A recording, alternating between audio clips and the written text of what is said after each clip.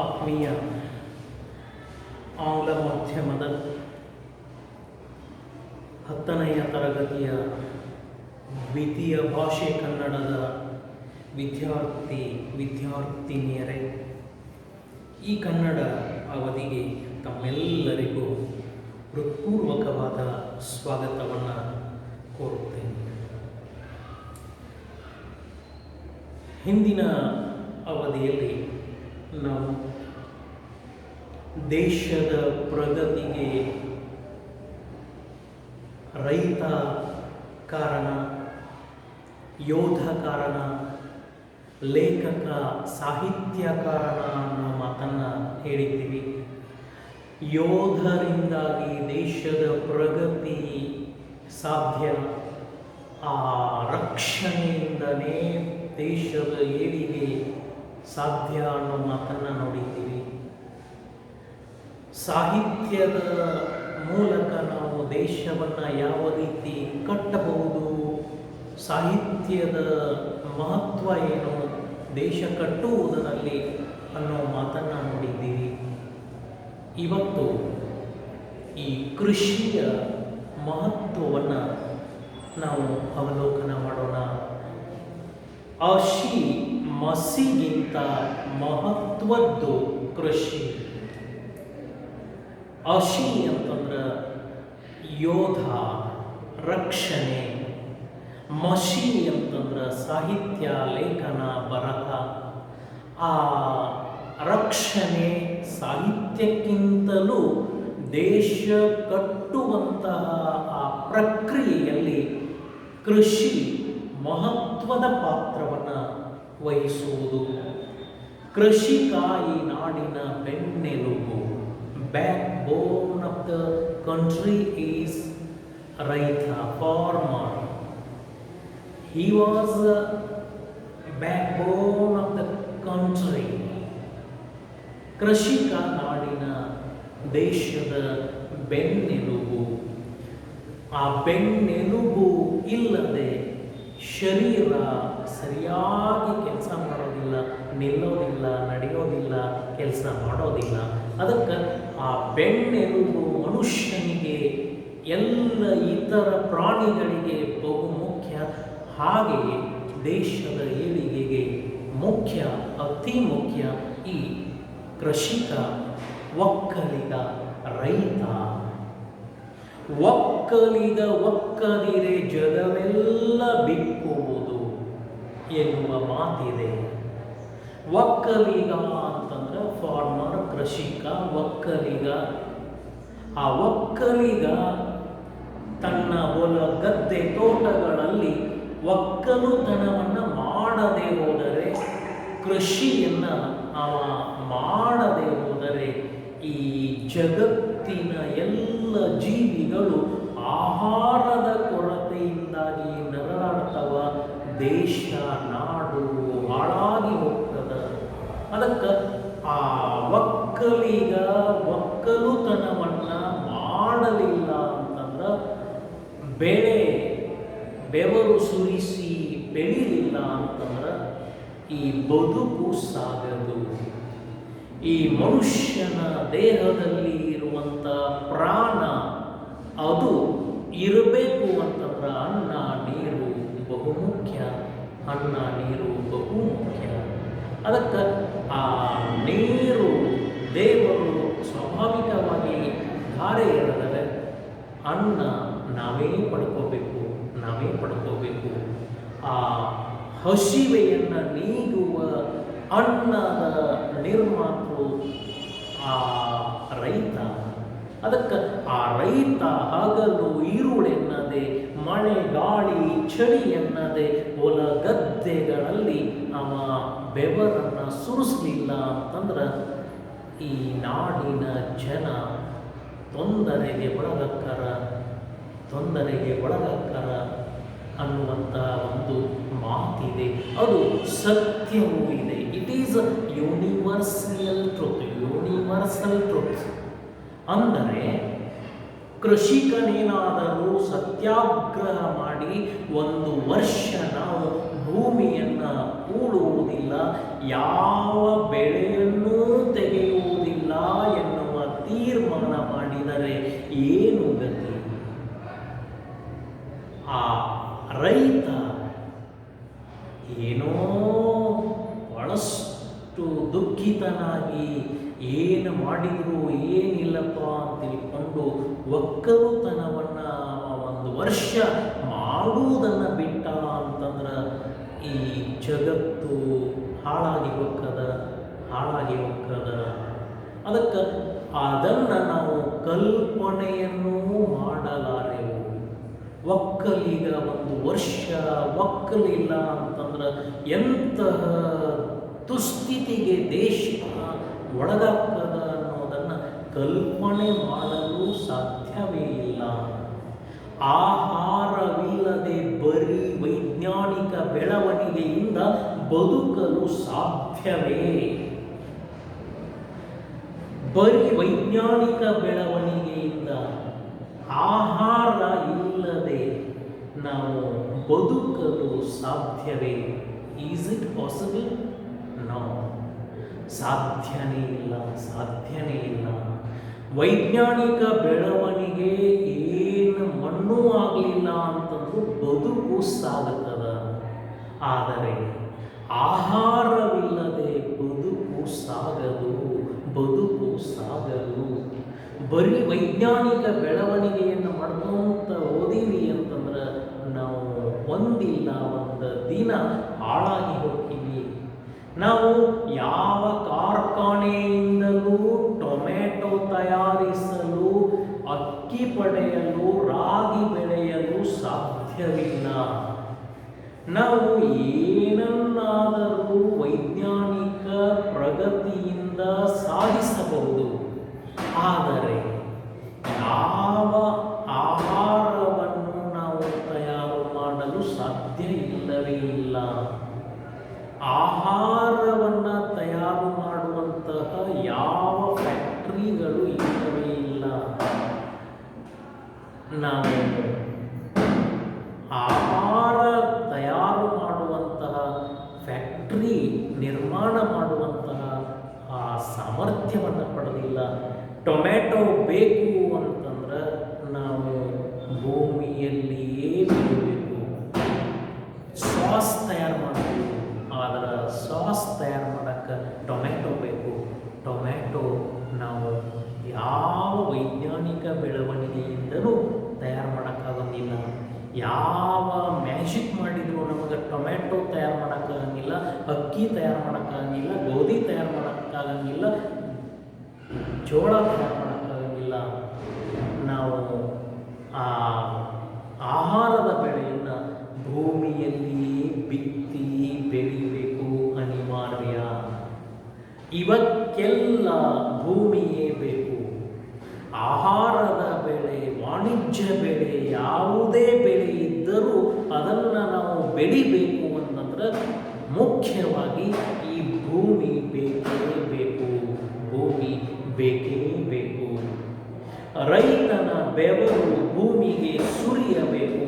ಹಾಗಾಗಿ ಸರ್ವಜ್ಞ ಕೋಟಿ ವಿದ್ಯೆಗಳಲ್ಲಿ ಮೇಟಿ ವಿದ್ಯೆಯೇ ಮೇಲು, ಮೇಟಿ ರಾಟಿ ನಡೆದುದಲ್ಲದೆ ದೇಶದಾಟವೇ ಕೆಡಗು ಎಂದಿರುವುದು ಗಮನಾರ್ಹವಾದ ವಿಷಯ.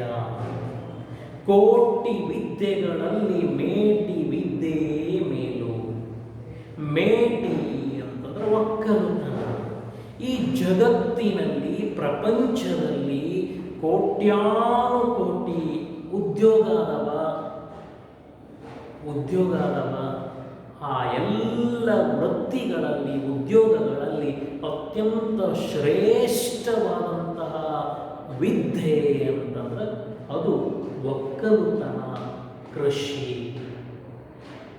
ಮೇಟಿ ರಾಟೆ ನಡೆಯುವುದಲ್ಲದೆ ದೇಶದಾಟವೇ ಕೆಡವು. ರಾಟೆ ಅಂತಂದ್ರೆ ಬದುಕು ಎಂಬ ಚಕ್ರ. ಈ ಬದುಕೆಂಬ ಚಕ್ರ ಉರುಳಬೇಕು ಅಂತಂದ್ರೆ ಈ ಮೇಟಿ ಅನಿವಾರ್ಯ, ಒಕ್ಕಲುತನ ಅನಿವಾರ್ಯ. ಈ ಜನನ ಮರಣಗಳೆಂಬ ಚಕ್ರ ತಿರುಗಬೇಕು ಅಂತಂದ್ರೆ, ಹುಟ್ಟಿದವ ಬದುಕಬೇಕು ಅಂತಂದ್ರೆ ಆಹಾರ ಅನಿವಾರ್ಯ. ಅದಕ್ಕೆ ಈ ಒಕ್ಕಲುತನ ಇರಲಿಲ್ಲ ಅಂತಂದ್ರೆ ಈ ಜಗತ್ತು ಶೂನ್ಯಾಕದ. ಈ ಪ್ರಪಂಚದಲ್ಲಿ ಯಾವ ಜೀವಿಯೂ ಬದುಕಿ ಉಳಿಯಲಾರದು. ಅದಕ್ಕೆ ಜೀವಿಯನ್ನು ಬದುಕಿಸುವ ಆ ಸಾಮರ್ಥ್ಯ ಇರೋದು ಒಕ್ಕಲಿಗನಿಗೆ ಮಾತ್ರ. ಅದಕ್ಕೆ ಆ ಒಕ್ಕಲುತನ ಎಲ್ಲ ವಿದ್ಯೆಗಳಲ್ಲಿ ಅತ್ಯಂತ ಶ್ರೇಷ್ಠವಾದದ್ದು ಅಂತ ತಿಳ್ಕೊಂಡು ಅಂದಿನ ಸರ್ವಜ್ಞ ರೈತರ ಮಹತ್ವವನ್ನು ಅರಿತು ಅವನ ಮಹತ್ವವನ್ನು ಸಮಾಜಕ್ಕೆ ಸಾರಿದ್ದ. ಹೌದು, ಕೋಟಿ ವಿದ್ಯೆಗಳಲ್ಲಿ ಮೇಟಿ ವಿದ್ಯೆ ಎಂದರೆ ವ್ಯವಸಾಯವೇ ಮೇಲು. ಆ ವ್ಯವಸಾಯ ಇಲ್ಲದಿದ್ದರೆ ದೇಶದ ಆಟವೇ ನಡೆಯದು. ವ್ಯವಸಾಯ ಇರಲಿಲ್ಲ ಅಂತಂದ್ರೆ ದೇಶದ ಜನರ ಜೀವ ಉಳಿಯಲಾರದು, ಈ ಬದುಕು ಸಾಗದು. ಆದರೆ ಇಂಥ ಕೃಷಿಕರ ಗತಿ ಏನಾಗಿದೆ ಇಂದು? ಇವತ್ತು ಬದುಕೆಂಬ ಚಕ್ರವನ್ನು ತಿರುಗಿಸುವ ರೈತನ ಸ್ಥಿತಿ ಏನಾಗಿದೆ ಅನ್ನೋದನ್ನು ನಾವು ನೋಡಿದ್ದೀವಿ ಅಂತಂದ್ರೆ ಅಯ್ಯೋ ಪಾಪ ಅನ್ನಿಸ್ತದ. ಎಂತಹ ಹೀನಾಯ ಬದುಕನ್ನು ಸಾಗಿಸ್ಲಿಕ್ಕತ್ಯಾನ ರೈತ ಅನ್ನಿಸ್ತದ. ರೈತರ ಬಗ್ಗೆ ಕಣಿಕರ ಅನ್ನಿಸ್ತದ. ಅವನು ಒಂದೆಡೆ ನಿಸರ್ಗದ ಜೊತೆ ಸೆಣಸಬೇಕು. ಒಂದು ಎಡೆ ಒಂದೆಡೆ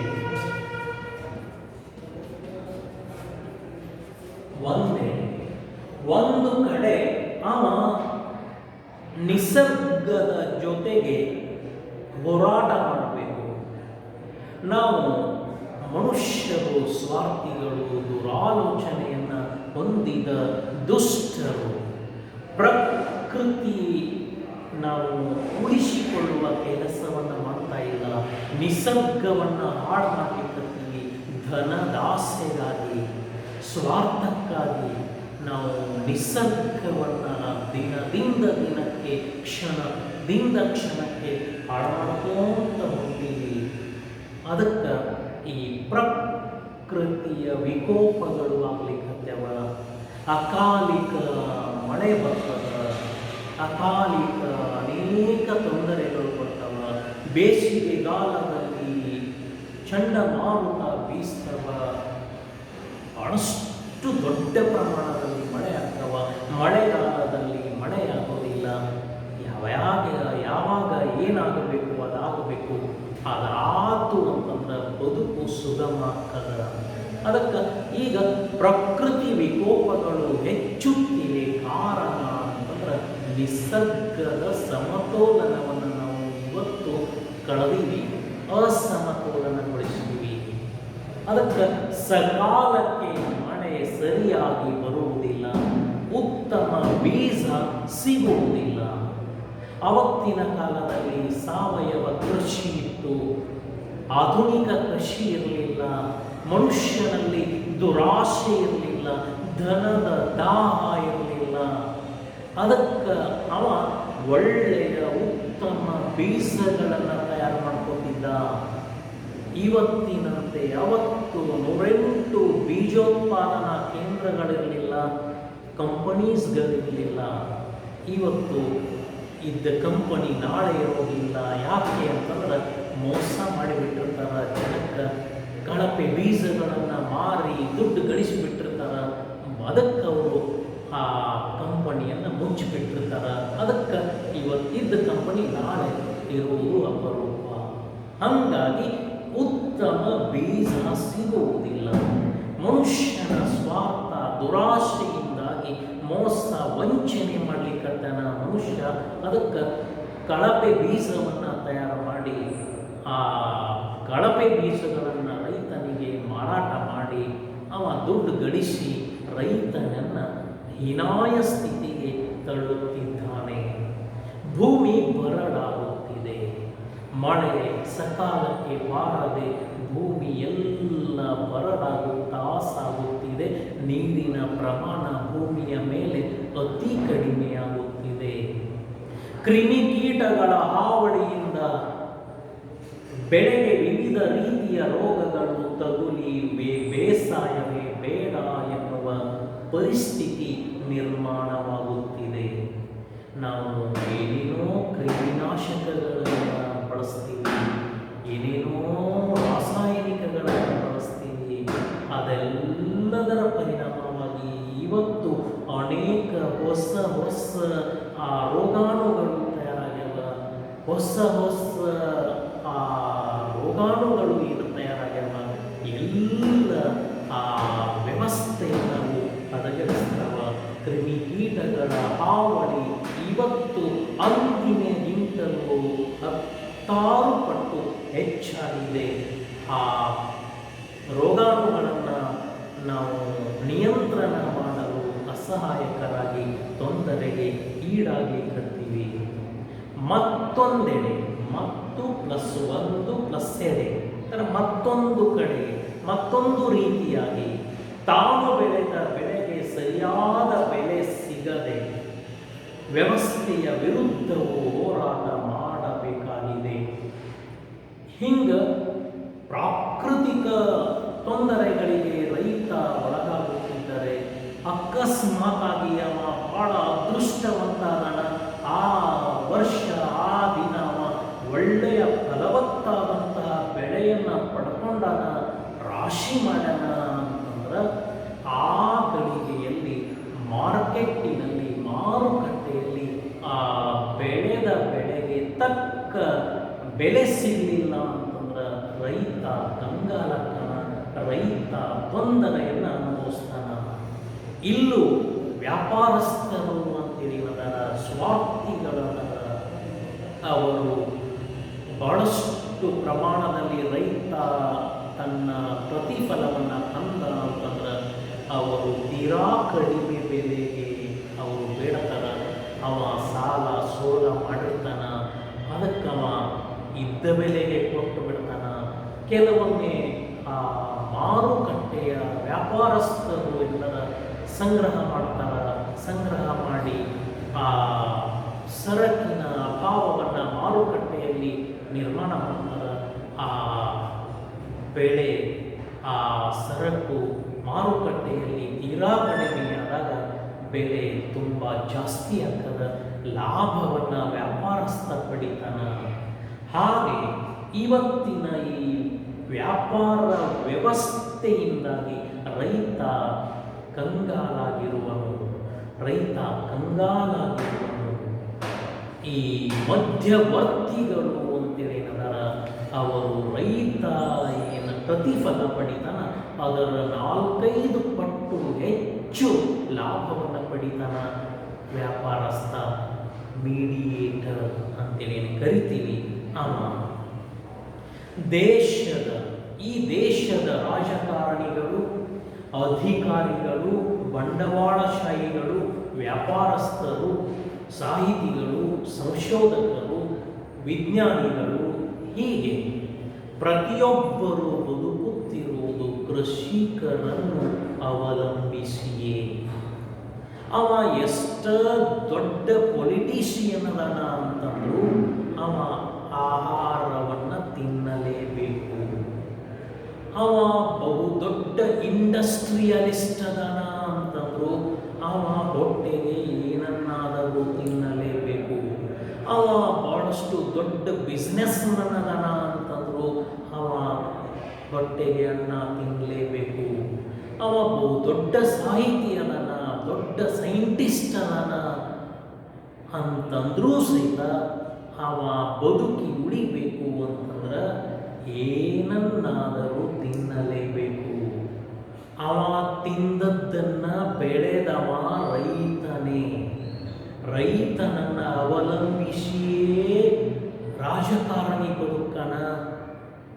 ಕೈಗಾರಿಕೋದ್ಯಮಿ ಬದುಕನ, ಬಂಡವಾಳಶಾಹಿ ಬದುಕನ, ದೊಡ್ಡ ದೊಡ್ಡ ಆಫೀಸರ್ ಬದುಕನ, ಎಲ್ಲರೂ ಬದುಕುತ್ತಿರುವುದು ಈ ಒಕ್ಕಲಿಗನನ್ನು ಅವಲಂಬಿಸಿಯೇ. ಆದರೆ ಕೃಷಿಕರನ್ನು ಉಪೇಕ್ಷೆ ಮಾಡುತ್ತಲೇ ಬಂದಿದ್ದಾರೆ. ಯಾವ ಪೊಲಿಟಿಷಿಯನ್ ಆಗಲಿ, ಯಾವ ಸೈಂಟಿಸ್ಟ್ ಆಗಲಿ, ದೊಡ್ಡ ಇಂಡಸ್ಟ್ರಿಯಲಿಸ್ಟ್ ಆಗಲಿ, ನಾನು ಬದುಕುತ್ತಿರುವುದು ಕೃಷಿಯನ್ನು ಅವಲಂಬಿಸಿ, ರೈತನನ್ನು ಅವಲಂಬಿಸಿ ಅಂತ ತಿಳ್ಕೊಂಡು ಆ ಕೃಷಿಗೆ, ರೈತನಿಗೆ ಅವ ಹೆಚ್ಚಿನ ಗೌರವವನ್ನು ಕೊಡ್ತಾ ಇಲ್ಲ, ಅವನಿಗೆ ಹೆಚ್ಚಿನ ಪ್ರಾಶಸ್ತ್ಯವನ್ನು ಕೊಡ್ತಾ ಇಲ್ಲ. ಅದು ಕೃಷಿಕರ ದುರಾದೃಷ್ಟ. ಮೇಲಾಗಿ ಇವರಲ್ಲಿ ಬಹುತೇಕ ಮಂದಿ ಬಂದಿರುವುದು ಕೃಷಿಕರ ಕುಟುಂಬಗಳಿಂದಲೇ. ದೇಶವನ್ನಾಳುವ ಪ್ರಧಾನಮಂತ್ರಿಯೂ ಬಂದದ್ದು ಕೃಷಿಕರಿಂದಲೇ, ಆ ಮಂತ್ರಿ ಮಹೋದಯರು ಬಂದಿದ್ದು ಕೃಷಿಕರಿಂದಲೇ, ಸೈನ್ಯದ ಮುಖ್ಯಾಧಿಕಾರಿಗಳು ಬಂದದ್ದು ರೈತ ಕುಟುಂಬಗಳಿಂದಲೇ. 90% ಎಲ್ಲ ದೊಡ್ಡವರು ಅಂತಿದ್ದಾರೆ ಬಂದಿದ್ದು ಈ ವ್ಯವಸಾಯ ಕುಟುಂಬಗಳಿಂದಲೇ. ನಿಜವಾದ ಸಂಗತಿಯೊಂದನ್ನು ಹೇಳಬೇಕು ಎಂದರೆ, ರೈತರಷ್ಟು ಕಷ್ಟಪಡುವವರು ಮತ್ತೊಬ್ಬರಿಲ್ಲ. 108 ಉದ್ಯೋಗಗಳು ಪ್ರಪಂಚದಲ್ಲಿದ್ದರೂ ಅತಿ ಕಷ್ಟಪಡುವಂತಹ ಉದ್ಯೋಗಿ, ಬೆವರು ಸುರಿಸುವಂತಹ ಆ ಒಕ್ಕಲುತನ ಮಾಡುವ, ಬೆವರು ಸುರಿಸಿ ದುಡಿಯುವ ರೈತ, ಅವನಿಗಿಂತಲೂ ಹೆಚ್ಚು ಬೆವರು ಸುರಿಸುವವರು ಯಾವ ಉದ್ಯೋಗದವರು ಜಗತ್ತಿನಲ್ಲಿ ಇಲ್ಲವೇ ಇಲ್ಲ. ಏನ ಭಾಳ ಕಷ್ಟಪಡ್ತಾನ ಅಂತಂದ್ರು ಅವ ರೈತನಷ್ಟು ಕಷ್ಟಪಡುವುದೇ ಇಲ್ಲ. ಅವರಂತೆ ತೊಂದರೆ ಅನುಭವಿಸುವವರು ಮತ್ತೊಬ್ಬರಿಲ್ಲ. ಇವ ಎಷ್ಟು ತೊಂದರೆಯನ್ನು ಅನುಭವಿಸ್ತಾನ, ಅಷ್ಟು ತೊಂದರೆಯನ್ನು ಇನ್ನಾವುದೇ ಆ ಉದ್ಯೋಗಸ್ಥ ಅನುಭವಿಸಲಾರ. ಇವತ್ತಂತೂ ರೈತರು ಸಾಕಷ್ಟು ಬವಣೆಗಳನ್ನು ಎದುರಿಸುತ್ತಿದ್ದಾರೆ. ಮಳೆಯ ಅಭಾವ, ಇಲ್ಲವೇ ಅತಿವೃಷ್ಟಿ, ಭೂಮಿ ಬರಡಾಗುತ್ತಿರುವುದು, ಕಳಪೆ ಬೀಜಗಳು ಇತ್ಯಾದಿ. ಅವ ಎದುರಿಸುವ ಕೆಲವು ಸಮಸ್ಯೆಗಳನ್ನು ಲೇಖಕ ಹೇಳ್ತಾರೆ. ಮಳೆಯ ಅಭಾವ, ಮಳೆಯ ಕೊರತೆ, ಯಾವಾಗ ಮಳೆಯಾಗಬೇಕು ಆವಾಗ ಮಳೆಯಾಗೋದಿಲ್ಲ, ಅದು ಮಳೆಯ ಅಭಾವ. ಈ ಭೂಮಿಯ ಮೇಲಿರುವ ಎಲ್ಲ ಹಸಿರು ಕಾಡನ್ನು ನಾವು ಕಡಿದು ಹಾಕಿವಿ, ಬರಡು ಮಾಡಿವಿ, ಅದಕ್ಕೆ ಮಳೆಯ ಅಭಾವ ಎದುರಿಸುತ್ತಿರುವೆವು. ಕೆಲವೊಮ್ಮೆ ಅತಿವೃಷ್ಟಿ, ಬಹಳಷ್ಟು ಮಳೆ ಅಕಾಲಿಕವಾಗಿ ಆಯಿತು ಅಂತಂದ್ರೂ ಸಹಿತ ಅಪಾರ ನಷ್ಟವನ್ನು ಅನುಭವಿಸುವ ರೈತ. ಭೂಮಿ ಬರಡಾಗುತ್ತಿರುವುದು, ಕಳಪೆ ಮಟ್ಟದ ಬೀಜಗಳನ್ನು ಬೆಳೆದ ರೈತ ಹಾಳಾಗಿ ಹೋಗ್ತಾನ. ಹೀಗಾಗಿ ಈ ಬದುಕೆ ನಶ್ವರ ಎನ್ನುವ ಭಾವನೆ ರೈತರಲ್ಲಿ ಬಂದಿದ್ದರೆ ಆಶ್ಚರ್ಯಪಡಬೇಕಾಗಿಲ್ಲ. ಈ ಬದುಕು ಸಾಕಪ್ಪ, ಈ ಬದುಕಿನಲ್ಲಿ ಏನಿಲ್ಲ ಅಂತ ತಿಳ್ಕೊಂಡು ಆ ರೈತ ಅಂದುಕೊಂಡು ಕೈ ಚೆಲ್ಲುವುದು ಅದು ಏನು ದೊಡ್ಡ ಮಾತಲ್ಲ, ಆಶ್ಚರ್ಯಪಡಬೇಕಾದದ್ದಲ್ಲ. ಆದರೂ ರೈತರು ನಿರಾಶಾವಾದಿಗಳಾಗದೆ ಆಶಾವಾದಿಗಳಾಗಿ ಬಾಳನ್ನು ಸಾಗಿಸುತ್ತಿದ್ದಾರೆ. ಇಷ್ಟೆಲ್ಲ ಕಷ್ಟ ಪರಂಪರೆಗಳನ್ನು ರೈತ ಅನುಭವಿಸುತ್ತಿದ್ದರೂ ಆ ರೈತನ ಮನದಲ್ಲಿ ನಿರಾಶೆಯ ಭಾವ ಮೂಡಿಯೇ ಇಲ್ಲ. ಆ ರೈತ ಇಂದಲ್ಲ ನಾಳೆ ಆ ದೇವರು ನಮಗೆ ಒಳ್ಳೆಯದನ್ನು ಮಾಡ್ತಾನ ಅನ್ನುವ ಪಾಸಿಟಿವ್ ಥಿಂಕಿಂಗ್ ಹೊಂದನ, ಅವ ಆಶಾವಾದಿಯಾಗ್ಯಾನ. ಅದಕ್ಕೆ ತಿಳ್ಕೊಂಡು ಎಲ್ಲ ರೈತರು ಆತ್ಮಹತ್ಯೆಯನ್ನು ಮಾಡಿಕೊಂಡಿಲ್ಲ ಅನ್ನೋದನ್ನು ಮನವರಿಕೆ ಮಾಡ್ಕೋಬೇಕು. ಏನೋ ಭಾಳ ತೊಂದರೆಗೊಳಗಾಗಿ ಆ ತೊಂದರೆಯಿಂದ ಹೊರಬರಲು ಸಾಧ್ಯವೇ ಇಲ್ಲ ಅಂತ ಅಂದುಕೊಂಡವ ಕೂರ್ಲಕೊಂಡು ಸಾಯ್ತಾನ ಹೊರತು ಈಗ ಬೆಳೆ ಬರಲಿಲ್ಲ ಅಂತಂದ್ರೆ ಏನು, ಮುಂದಿನ ವರ್ಷ ಬರ್ತದ, ಮುಂದಿನ ವರ್ಷ ಬರಲಿಲ್ಲ ಅಂತಂದ್ರೆ ಆ ಕಡೆ ವರ್ಷ ಬರ್ತದ ಅಂತ ತಿಳ್ಕೊಂಡು ಆಶಾವಾದಿಯಾಗಿಯನ ರೈತ. ಅದಕ್ಕೆ ಇವತ್ತು ಈ ಕ್ರೂರ ಪ್ರಪಂಚದಲ್ಲಿ ಬದುಕುತ್ತಿದ್ದಾನೆ. ಒಕ್ಕಲುತನವನ್ನು ಅವ ಕೈ ಬಿಟ್ಟಿಲ್ಲ. ಆಶಾವಾದಿಗಳಾಗಿ ರೈತರು ಬದುಕು ಸಾಗಿಸ್ಲಿಕ್ಕತ್ಯಾರ ಅಂತ ತಿಳ್ಕೊಂಡು ನಾವು ಇನ್ನೂ ಬದುಕೀವಿ. ಹಾಸಿಗೆ ಇದ್ದಷ್ಟು ಕಾಲು ಚಾಚುತ್ತಿದ್ದಾರೆ. ತಾವು ಎಷ್ಟು ಗಳಿಸ್ತಾರ, ಗಳಿಸುವುದರಲ್ಲಿ ಬದುಕು ಮಾಡಲಿಕ್ಕತ್ಯಾರ. ಅವರು ಯಾರಿಗೂ ಮೋಸ ವಂಚನೆ ಮಾಡುವವರಲ್ಲ, ಬದಲಾಗಿ ಎಲ್ಲರಿಂದಲೂ ಮೋಸ ವಂಚನೆಗೆ ಒಳಗಾಗುತ್ತಿದ್ದಾರೆ. ರೈತ ಅವ ಬಹಳಷ್ಟು ಮುಗ್ಧ, ವೆರಿ ವೆರಿ ಇನ್ನೋಸೆಂಟ್. ರೈತ ಬಹಳ ಮುಗ್ಧ, ಮಗುವಿನ ಮನಸ್ಸುಳ್ಳವಾದನ. ಅವ ಯಾರಿಗೂ ಮೋಸ ಮಾಡುವ ದುರ್ಗುಣವನ್ನು ಹೊಂದೇ ಇಲ್ಲ. ಮೋಸ ಮಾಡುವ ಚಾಣಾಕ್ಷ ಗುಣ ಅವನಲ್ಲಿ ಇನ್ನೂ ಬೆಳೆದೇ ಇಲ್ಲ. ಮೋಸ ಮಾಡಬೇಕು ಅನ್ನುವ ದುರ್ಗುಣ ಅವನ ಹೃದಯದಲ್ಲಿ ಇನ್ನೂ ತನಕ ಕೊಟ್ಟೇ ಇಲ್ಲ. ಹೊರತಾಗಿ ತಾನೇ ಎಲ್ಲರಿಂದಲೂ ಮೋಸಕ್ಕೆ ಒಳಗಾಗುತ್ತಿದ್ದಾನೆ. ವ್ಯಾಪಾರಸ್ಥರಿಂದ ಮೋಸಕ್ಕೊಳಗಾಗ್ತಾನ, ರಾಜಕಾರಣಿಗಳಿಂದ ಮೋಸಕ್ಕೊಳಗಾಗ್ತಾನ, ಕೂಲಿಕಾರರಿಂದ ಮೋಸಕ್ಕೊಳಗಾಗ್ತಾನ. ಆ ರೈತ ಇಂಥ ಕೃಷಿಕರಿಗೆ ಬೇಕಾದ ಸತ್ವವನ್ನು ಸಾಹಿತ್ಯದ ಮೂಲಕವಾದರೂ ತುಂಬುವ ಕಾರ್ಯವನ್ನು ನಮ್ಮ ಸಾಹಿತಿಗಳು ಮಾಡದಿದ್ದರೆ ಅವರು ಕೃತಜ್ಞರಾಗುವರು. ಹಂಗ ಸಾಹಿತಿಗಳು ರೈತರಲ್ಲಿ ಉತ್ಸಾಹ ತುಂಬುವಂತಹ, ಪ್ರೇರಣೆ ತುಂಬುವಂತಹ ಮಾತುಗಳನ್ನು ಹಾಡಬೇಕು, ಕತೆ ಬರೀಬೇಕು, ಕಾದಂಬರಿಗಳನ್ನು ರಚನೆ ಮಾಡಬೇಕು, ರೈತನ ಕುರಿತಾಗಿ ವಿಚಾರ ಮಾಡಬೇಕು, ರೈತ ಉದ್ಧಾರವಾಗುವಂತೆ ಅವನನ್ನು ಹುರಿದುಂಬಿಸಬೇಕು. ಅಂತಹ ಸಾಹಿತ್ಯವನ್ನು ಸಾಹಿತಿಯಾದವ ರಚನೆ ಮಾಡಬೇಕು ಅಂತೇಳಿಕೊಂಡು ಸ್ವಾಮೀಜಿಗಳು ಹೇಳ್ತಾರೆ. ಆ ರೈತನನ್ನು ಹುರಿದುಂಬಿಸುವ ಕೆಲಸವನ್ನು ಸಾಹಿತಿ ಮಾಡಲಿಲ್ಲ ಅಂತಂದ್ರೆ ಅವ ಕೃತಜ್ಞ ಅಕ್ಕನ. ಅದಕ್ಕೆ ಆ ಎಲ್ಲ ಸಾಹಿತಿಗಳು ಒಳ್ಳೆಯ ದೃಷ್ಟಿ ಒಕ್ಕಲುತನದ ಮೇಲೆ, ರೈತನ ಮೇಲೆ ಬರುವಂತೆ ಸಾಹಿತ್ಯ ರಚನೆ ಮಾಡಬೇಕು ಅನ್ನುವ ಒಳ್ಳೆಯ ಮಾತನ್ನು ಲೇಖಕ ಸ್ವಾಮೀಜಿ ಪಂಡಿತಾರಾಧ್ಯ ಶಿವಾಚಾರ್ಯ ಸ್ವಾಮಿಗಳು ಹೇಳ್ತಾರೆ. ಉಳಿದನ್ನು ಮುಂದಿನ ಅವಧಿಯಲ್ಲಿ ನೋಡೋಣ. ಧನ್ಯವಾದ.